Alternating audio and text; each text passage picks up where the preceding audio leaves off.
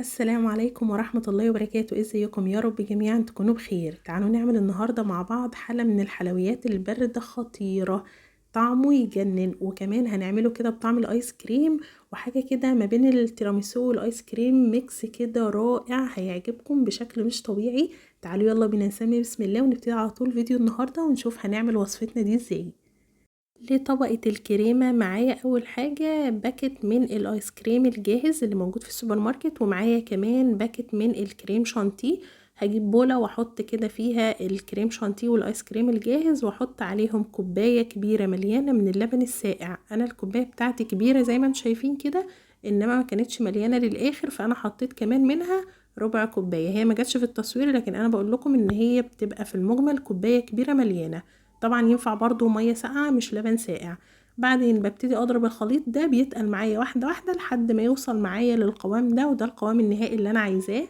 وبعدين هاجي لطبقة البسكوت. انا لطبقة البسكوت معايا هنا 4 باكت من البسكوت السادة عاملين تقريبا 250 جرام، ومعايا كمان طبق هحط فيه شوية من الماء المغلية، وهحط عليهم معلقة صغيرة من النسكافيه ومعلقة صغيرة من الكاكاو الخام عشان يدوبوا بس في الماء المغلية. وبعدين هجيب عندي كوباية لبن وانزل عليها الخليط ده وادوبهم كده في بعض، واللبن بتاعي ساقع. وبعدين اجيب بقى البسكوت بتاعي كده، هجيب البايركس اللي هشتغل فيه او اي صينية هشتغل فيها، وابتدي اغطس البسكوت بتاعي كده في خليط اللبن والنسكافيه والكاكاو، واحط كده البسكوت ارصه في البايركس بالشكل ده. طبعا لو البسكوت اتكسر مفيش اي مشكلة، احنا بس عايزين ان الطبقة اللي من تحت تبقى كلها بسكوت، يعني ما يبقاش فيه فراغات عندي.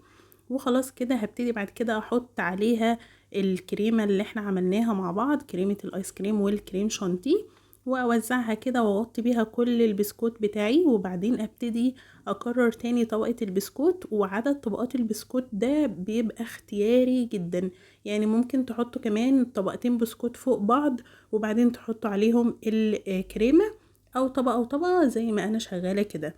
بس كده انا بغطس كل البسكوت اللي عندي وبرصه بالشكل ده، وبعدين هحط طبقة من الكريمة واوزعها كده كويس وما خليش اي فراغات.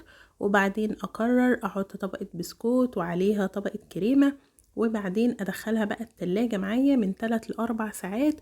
وبعدين هجهز بقى الجناش او صوص الشوكولاتة اللي انا هحطه عليها من فوق. معايا هنا كوباية من اللبن السخن، وهحط عليها بار من الشوكولاتة بالحليب و150 جرام من الشوكولاتة الدارك الخام، شوكولاتة المطبخ. وادوبهم بقى كويس جدا لحد ما يبقوا معايا كده جناش شوكولاتة ناعم جدا كده ولطيف زي ما انتم شايفين. وبعدين هطلع بقى معايا الصينية من التلاجة، وبعدين اصب عليها صوص الشوكولاتة او جناش الشوكولاتة اللي احنا عملناه. المفروض ان انا بسيب جناش الشوكولاتة ده يهدى تماما تماما وبعدين اصبه عليها. انا كنت مستعجلة فصبيته وهو سخن، فاخد شوية كده من الكريمة وطلع بيهم على الوش كده. وبعدين هدخلها التلاجة تاني من 2 ل3 او لحد ما الشوكولاتة كده تتماسك معايا وتبقى جامدة كده.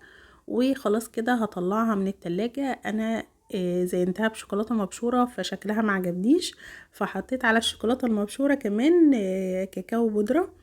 وخلاص كده هي خلصت معايا، تتقدم بقى وتتاكل بألف هنا وشفا على قلوبكم. جربوها، مش متخيلين الجمال والعظمة عاملة ازاي، كأنها كده جاتو بطعم الايس كريم، خرافية.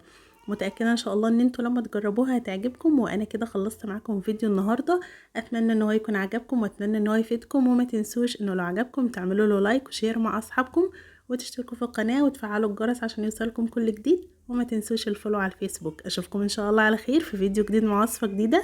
كنت معاكم اسماء، والسلام عليكم.